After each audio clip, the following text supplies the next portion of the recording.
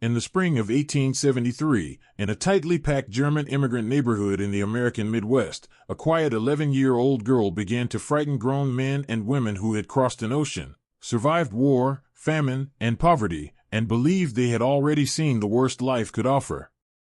Her name was Emma Richter. She was pale, slight, and so quiet that many neighbors barely noticed her at first. But those who did could not forget her. She had an unsettling habit of watching. Not staring in the way children sometimes do, but observing with a stillness and intensity that made adults uncomfortable, as if she were counting something they could not see. Emma could repeat entire conversations word for word after hearing them once.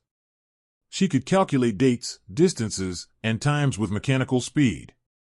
She could tell you how many steps separated two buildings, how long a man had lingered on a street corner, and how often a neighbor deviated from their daily routine. At first, the community called it a gift. Then they began to call it something else. Because Emma did not just remember. She calculated. And as her calculations grew more complex, her observations began to turn into predictions. Predictions about accidents that had not yet happened. Predictions about secrets no one had confessed. Predictions about deaths that no one believed were coming. Within a matter of weeks, grown men would whisper her name in taverns. Mothers would pull their children closer when Emma passed. A respected family would be ruined. A fire would leave multiple homes in ashes. And powerful men would begin to fear that a child had discovered things they would kill to keep hidden. At the center of it all was a leather journal filled with numbers no one else could understand. Columns of dates. Measurements. Timings. Patterns of human behavior reduced to cold, precise figures. A record not of mathematics alone, but of human secrets. By the end of that year, Emma Richter and her family would vanish from the community without explanation. No farewell. No public record. Only rumors. Only fear. And only unanswered questions about what the girl had truly uncovered before she disappeared. This is not a story about ghosts or demons. This is a story about a mind so observant, so precise, and so relentless that it exposed truths no one wanted revealed. And in 1873, in a quiet immigrant neighborhood, that kind of knowledge proved more dangerous than anyone could have imagined. In 1873, the German immigrant quarter was a world carefully built from memory and necessity. Red brick buildings lined narrow streets. The air carried the constant scent of coal smoke, yeast, and boiling grain from nearby breweries.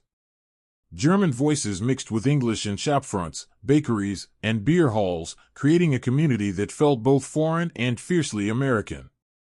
Most of the men worked long hours in breweries, mills, and workshops. Their days were measured by whistle blasts and church bells. Their hands were stained from labor. Their backs bent early. The women kept households running with strict efficiency, tending small gardens, mending clothes by candlelight, and stretching modest incomes to feed growing families.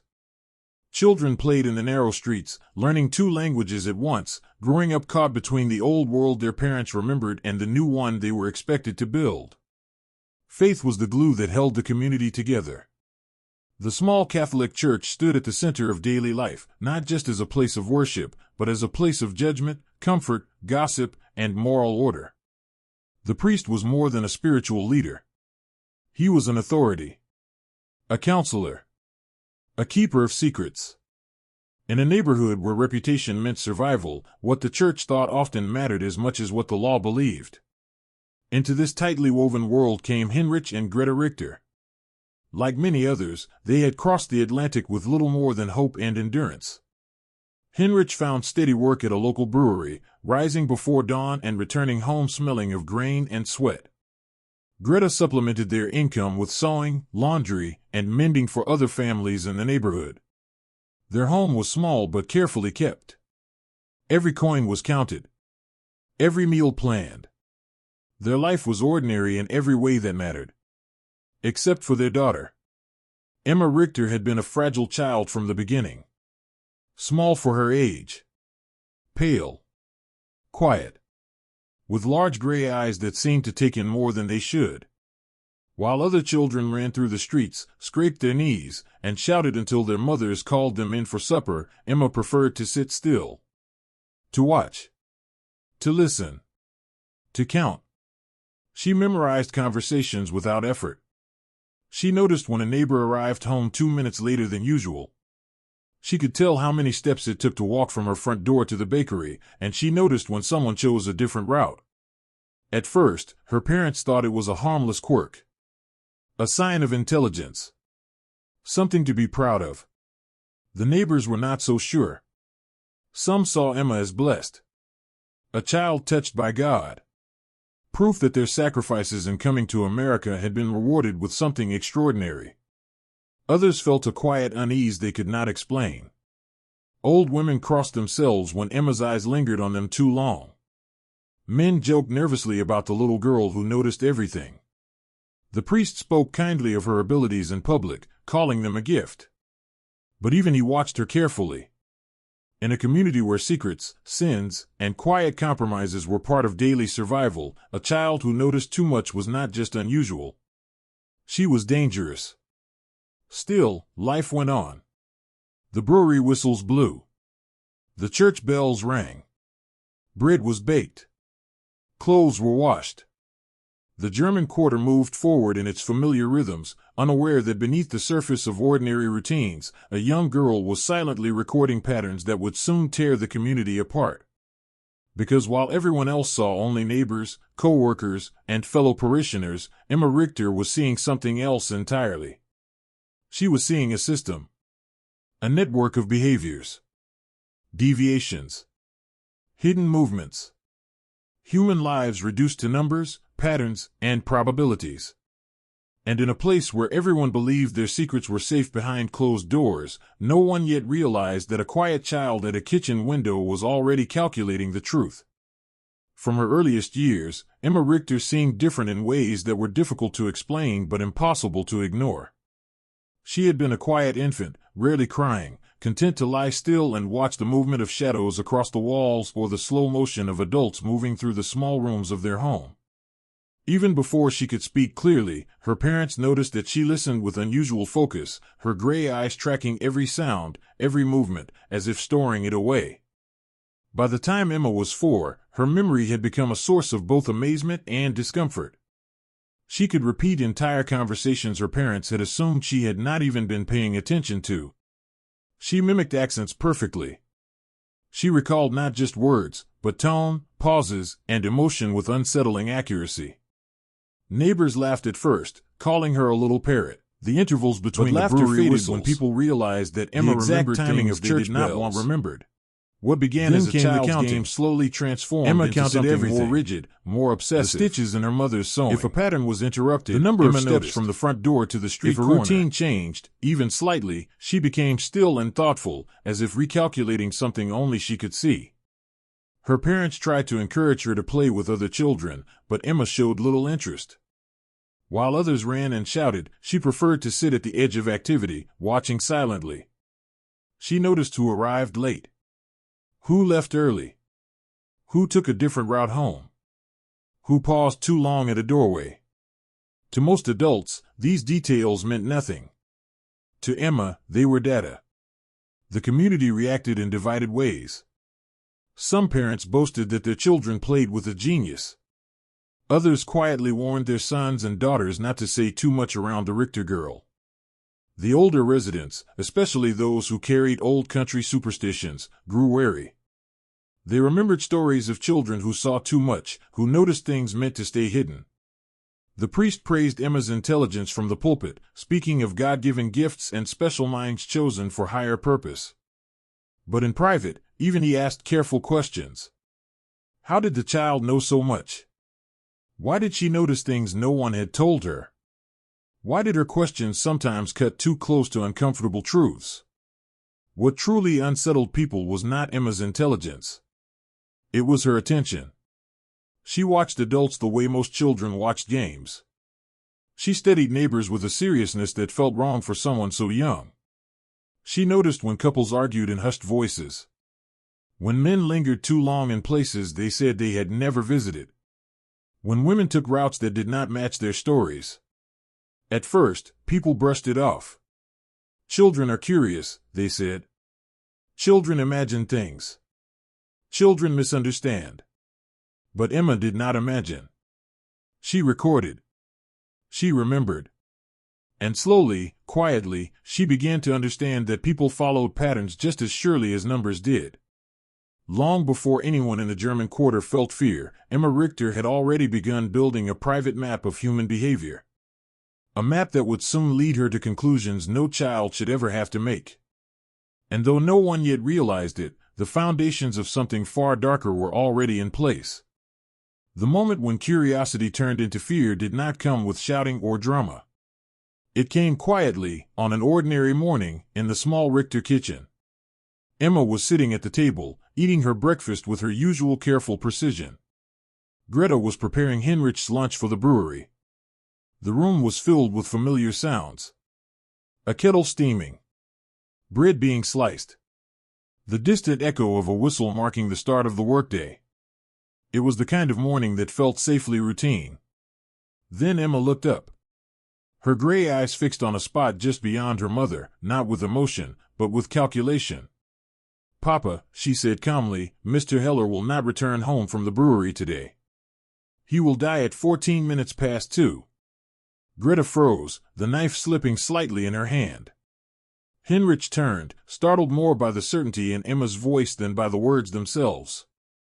"Emma," Greta said sharply, forcing a nervous laugh, "that is a terrible thing to say. Why would you think such a thing?" Emma did not react emotionally. She simply explained. "He has changed his pattern. For 18 days, he has arrived at work earlier and left later. His step count has increased by 12%. His breathing has been uneven. He has been drinking more and eating less. When 3 major variables change at once, the probability of a medical failure increases sharply. The most likely time is 14 minutes past 2. Heinrich felt a chill move through him. Mr. Heller was known to drink, but so were many men in the quarter. The idea that his daughter had been tracking the man's movements, his health, his habits, was deeply unsettling. "You must not speak of death like this," Heinrich said firmly. "It is not proper." Emma nodded and returned to her meal, as if the conversation were finished. But the words did not leave the room. They hung in the air long after Heinrich had left for work. At exactly 14 minutes past 2 that afternoon, Friedrich Heller collapsed in the brewery storage room. His co-workers found him on the floor, gasping for breath. The doctor was summoned, but there was nothing to be done. "Heart failure," the physician said. Years of strain, poor health, and heavy drinking had finally taken their toll. The men spoke of it as a tragedy. A sad but familiar end for a hard-working laborer. But in the Richter household, time itself had become something else. When Heinrich returned home with the news, Greta did not need to ask what time it had happened. The answer sat between them like a weight. 14 minutes past 2. Word spread quickly. At first, it was whispered. A coincidence, people said. A terrible coincidence. But those who knew Emma began to talk more quietly. They remembered her strange attention. Her numbers. Her watching. And now, her impossible accuracy. Some laughed nervously and dismissed it. Others felt something colder settle into their thoughts. The idea that a child could predict a man's death to the minute was not something the community knew how to accept. The Richter family noticed the change almost immediately. Conversation stopped when they entered a room. Neighbors avoided meeting Greta's eyes. Children were pulled closer to their mothers when Emma passed by. And in kitchens and taverns, behind closed doors, people began to whisper a new question. What else did the Richter girl know? Because if she could see death before it arrived, then perhaps no secret, no mistake, and no hidden act was truly safe from her quiet, calculating gaze. From that moment on, Emma Richter was no longer just an unusual child. She had become something far more frightening. She had become a reminder that the future itself might already be written, and that a quiet girl in a small kitchen might be the one who could read it. After Friedrich Heller's death, something subtle but irreversible shifted in the German quarter. The neighborhood did not turn openly hostile at first. Instead, it grew quiet around the Richter family. Conversations became shorter. Smiles became forced. Familiar warmth gave way to careful distance. Emma, however, did not stop watching. If anything, her attention intensified. She spent long hours near the front window, her gray eyes following the daily rhythms of the street. She began writing more often, filling small notebooks with columns of numbers, dates, and short notations that meant nothing to anyone else. What had once been casual counting now became systematic recording. And then the secrets began to surface. Emma mentioned, without emotion, that Mrs. Adler had been visiting a man who was not her husband every Thursday afternoon. She explained that Mrs. Adler took a route that added nearly 100 extra steps compared to the path to her sister's house, where she claimed to be going. Emma also noted that the man's arrival times matched her visits within a margin of 2 minutes. Greta scolded her for spreading gossip. Heinrich told her firmly that it was not her place to comment on adults' lives. But a week later, Mrs. Adler's husband arrived at the Richter door, furious and shaken. He had followed his wife. He had seen for himself. The shouting that echoed down the street that night made it impossible to pretend Emma had imagined it. More revelations followed. Emma remarked that two men who publicly despised each other had begun meeting behind the mill after dark. Days later, a violent confrontation left one of them with a broken jaw. She calmly explained that their pattern of secret meetings and escalating stress indicators made violence statistically likely. She spoke of a respected church volunteer who had been taking small sums from the donation box. Of a delivery driver who had been selling stolen goods out of the back of his wagon. Of arguments that would turn physical before anyone else suspected they existed. Each time, adults told themselves it was coincidence. Each time, Emma was proven correct. What disturbed people most was not simply that Emma uncovered secrets. It was how she spoke of them. There was no shock in her voice. No sadness. No sense of shame or empathy. Human betrayal, violence, and moral collapse were described the same way she described changes in the weather or fluctuations in church bell timing. As the story spread, the Richter family's isolation became impossible to ignore. Shopkeepers served them quickly and without conversation. Neighbors crossed the street to avoid passing their house. Children were told not to play near Emma. And still, Emma kept writing. The small notebooks were replaced by a larger leather journal. Page after page filled with observations. Timelines. Maps of the neighborhood sketched from memory. Names reduced to data points. Human behavior turned into measurable variables. Greta once caught a glimpse of the pages and felt her stomach tighten. It was not the content alone that frightened her. It was the organization. The precision.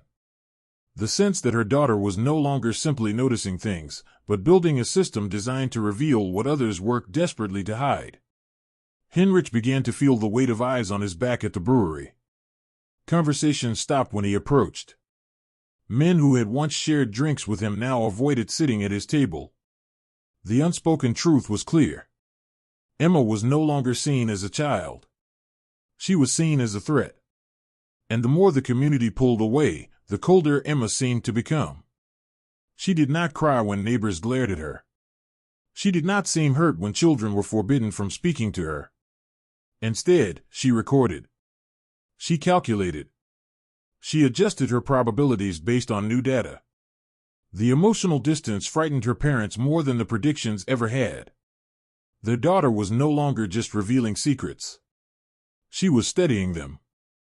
And in a neighborhood built on quiet compromises and carefully hidden truths, that made Emma Richter more dangerous than anyone was willing to admit out loud. As rumors spread beyond the German quarter, word of Emma Richter reached a man who did not belong to the neighborhood and who did not share its religious explanations. His name was Dr. Wilhelm Krauss. He had trained in Europe and now practiced medicine in the nearby city, where modern ideas about neurology, psychology, and human cognition were beginning to challenge older beliefs. To him, stories of a child predicting deaths and uncovering secrets were not evidence of divine or demonic forces. There were signs of something rare and poorly understood. Krauss first visited the Richter home on a gray afternoon. He spoke gently. He asked permission to observe Emma. He brought no holy water. No prayer book. Only notebooks, measuring tools, and a quiet intensity that matched Emma's own. At first, the examination seemed ordinary. Reflexes. Vision. Hearing. Simple memory tests. Emma passed each with ease.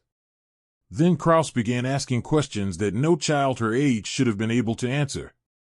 He read long strings of numbers aloud once and asked her to repeat them.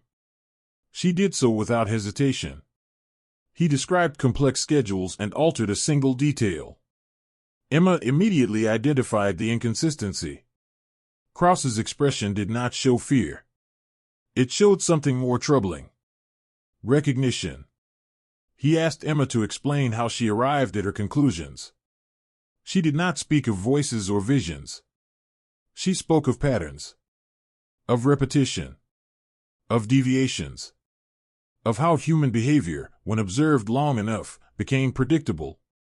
She explained that people believed they were unpredictable, but that most followed routines so rigid they might as well have been machines.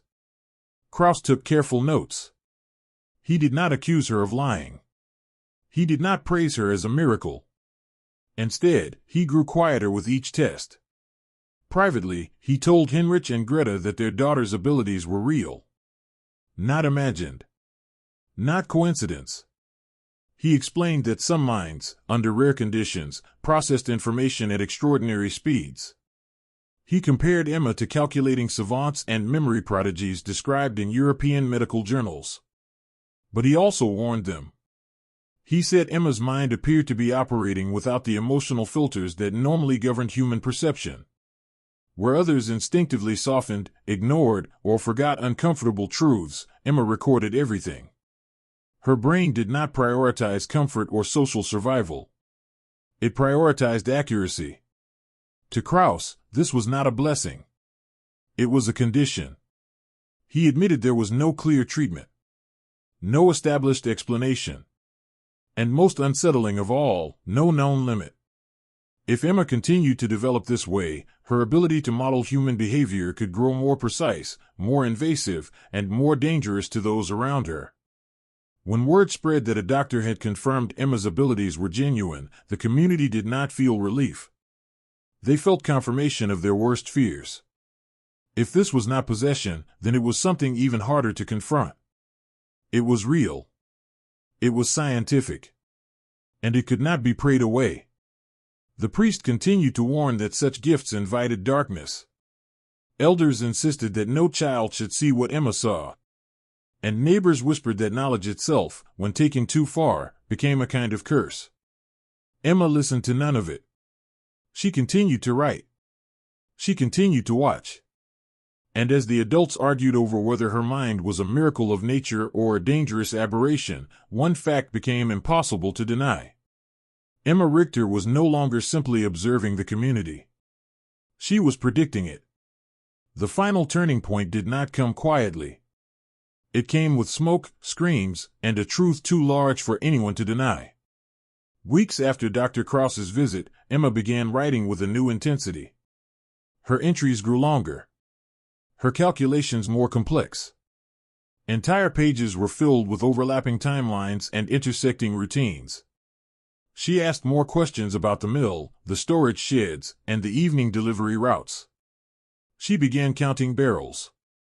Marking distances between buildings. Noting which doors were left unlatched and how long they remained that way. Heinrich noticed the change. He asked her why she was so focused on the mill district. Emma answered simply. She said the numbers no longer aligned safely. She told him that on a specific evening, at a specific hour, a fire would start near the eastern storage sheds. She said it would spread faster than the men could control. She said wind patterns, oil storage, and delayed response times made the outcome nearly certain. Heinrich did not ignore her this time. He went to the mill supervisor. He warned the fire brigade. He demanded inspections of the oil barrels and wooden supports. Some men listened. Others laughed. A few quietly admitted that conditions were dangerous, but said they had always been dangerous. Nothing had happened yet. Emma gave an exact time. The men marked it in their minds, half in mockery, half in fear. When the evening came, the streets filled as they always did. Workers returned home. Children played in the alleys. Lanterns were lit. The air was calm. For a brief moment, it seemed Emma might finally be wrong. Then the shouting began. Smoke poured from the eastern sheds. A lantern had tipped. Oil had ignited. Dry timber fed the flames faster than anyone expected. Wind carried sparks from roof to roof. Within minutes, the fire spread beyond the sheds and into nearby homes. Buckets were passed. Men formed lines. Women dragged children into the street. The fire brigade arrived, but the pressure in the water pumps failed twice. The flames leapt gaps no one believed possible. By the time the fire was contained, several homes were destroyed. Families stood in the street with nothing but the clothes they were wearing. A child was injured. 2 men were burned badly while trying to save a trapped neighbor. And Emma had named the hour. No one could argue coincidence anymore. The disaster did more than destroy buildings. It destroyed the last barrier of denial. Some families blamed negligence. Others blamed fate.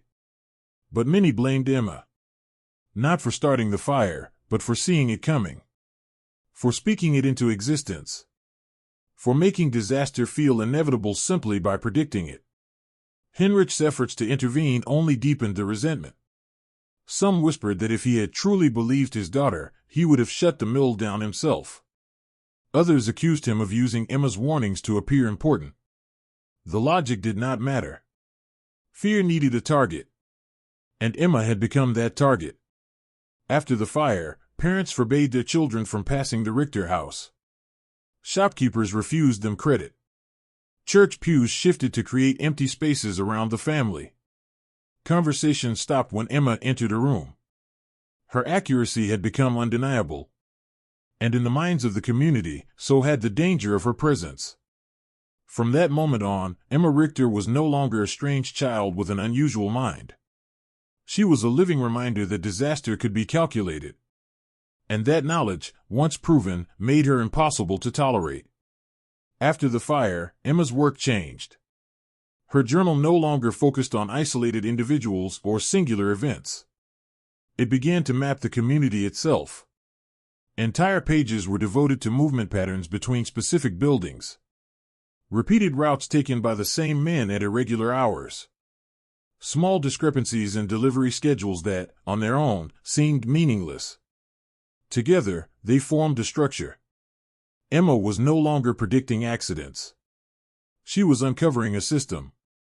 She tracked which wagons arrived after midnight and how often their cargo weights did not match the invoices. She noted which men claimed to be at home but whose footprints appeared near the river landing. She recorded how certain shopkeepers suddenly had more coin than their sales could justify. She reduced the town's hidden economy into numbers. And the numbers told a story no one wanted told. Emma identified a network that had operated quietly for years. Smuggling. Theft. The laundering of stolen goods through legitimate businesses. She did not use those words. She did not need to. Her journal showed routes, handoffs, timing windows, and profit gaps. When Dr. Krauss discreetly reviewed a portion of her notes, he realized she had mathematically reconstructed an entire criminal operation without ever being told it existed. More disturbing were the names that emerged. Respected men. Church donors. A local council representative. A man whose public image was built on charity and moral authority. Emma's patterns placed them at key junctions. Always present when shipments changed hands. Always absent when questions were asked. Always aligned with financial irregularities that no ledger could openly explain. At the center of the structure was one figure whose movements appeared in Emma's journal more than any other. A man whose schedule shaped the rest. A man whose protection allowed the system to continue. To Emma, he was not powerful. He was simply a variable with disproportionate influence. To the town, he was untouchable. When fragments of this knowledge began to leak, not through Emma directly but through frightened adults who had glimpsed her pages, the tone of the community shifted from fear to something darker. Calculation. This was no longer about a strange child. This was about exposure. Emma's work did not accuse. It proved. Her records could show that certain men could not have been where they claimed. That profits did not match labor. That alibis collapsed under statistical pressure. It was evidence built from behavior, not confession. For the first time, powerful people had reason to see Emma not as a disturbance, but as a liability. And unlike rumors or whispers, her journals could not be dismissed as superstition. They were structured, reproducible, devastating. Emma Richter had done what no outsider, no investigator, and no authority figure had ever done. She had mapped the town's hidden crimes using nothing but observation, memory, and relentless calculation. In doing so, she crossed an invisible line.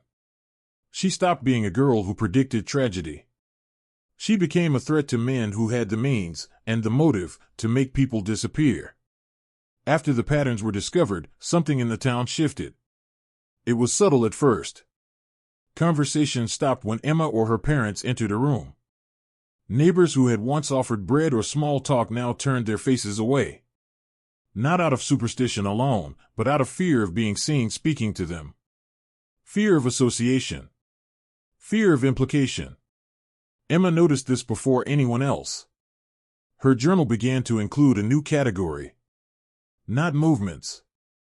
Not numbers. Avoidance. She recorded who crossed the street to avoid her. Who no longer made eye contact. Who delayed their routines when her family passed. The social fabric itself became data. And the data showed that the town was preparing for something, even if no one spoke it aloud. Then came the nights.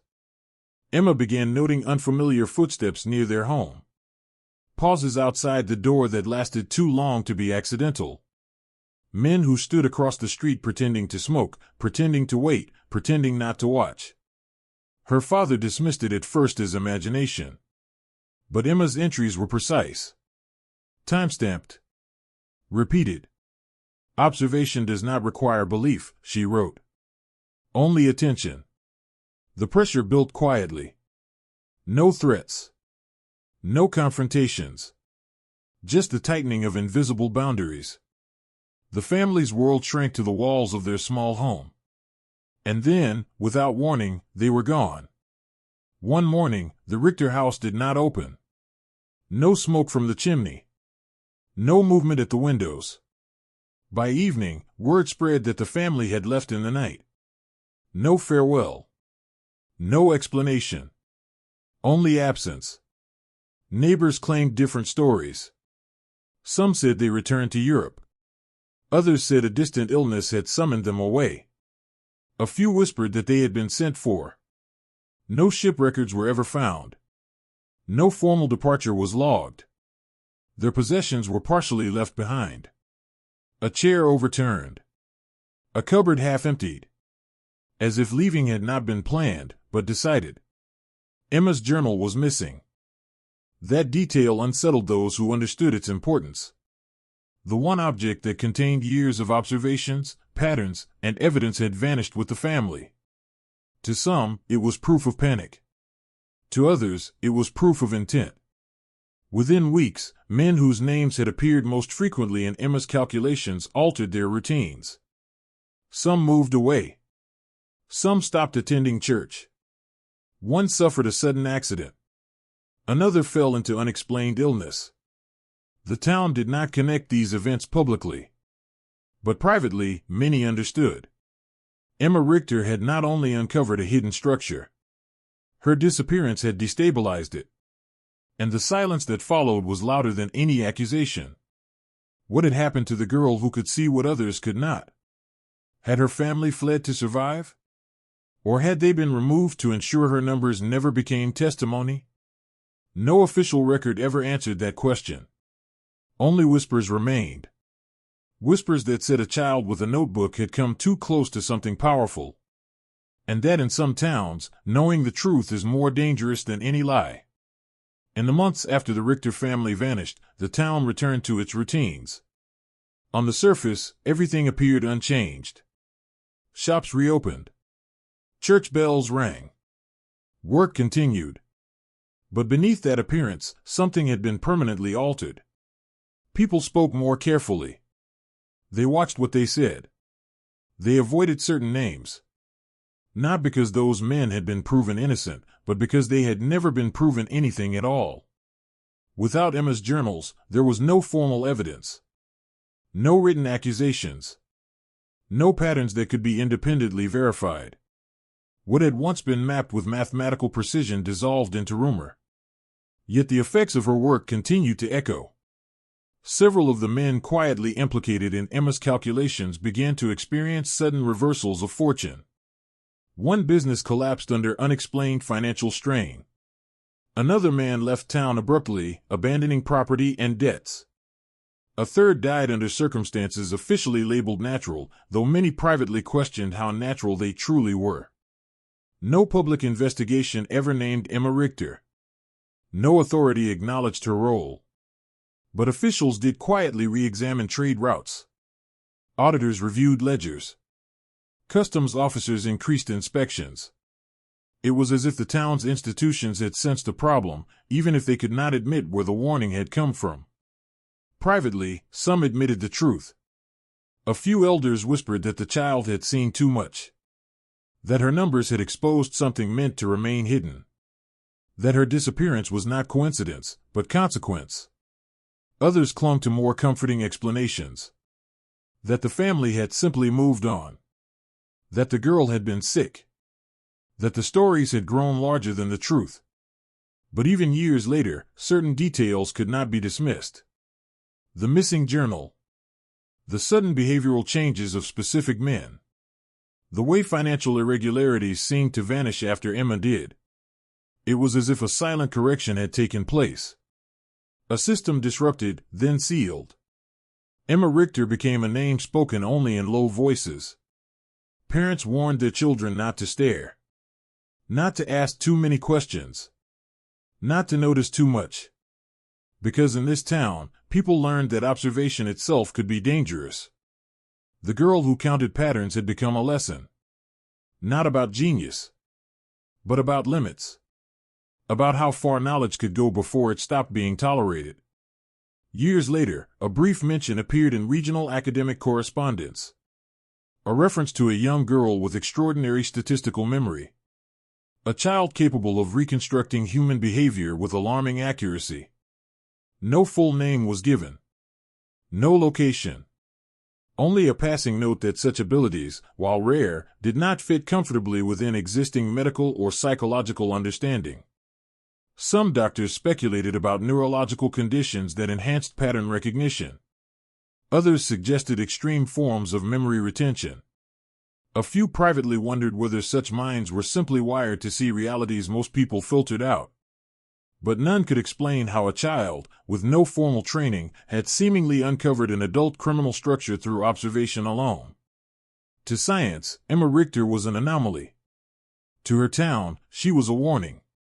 To history, she was a shadow. A girl who appeared, calculated, disrupted, and vanished. No grave bears her name. No official file explains her disappearance. Only stories remain. Stories of a pale child with gray eyes who watched too closely. Who counted too precisely. Who saw patterns where others saw normal life. The title she was later given, The Girl Science Couldn't Explain, may not fully capture the truth. Because perhaps the most frightening part of Emma Richter's story is not that science failed to understand her. It is that her abilities worked. That numbers revealed secrets. That observation became evidence. And that in a world built on hidden systems, a child with a notebook may be more dangerous than any criminal. Emma Richter did not need supernatural powers. She only needed to pay attention. And that, in the end, may be the most unsettling explanation of all.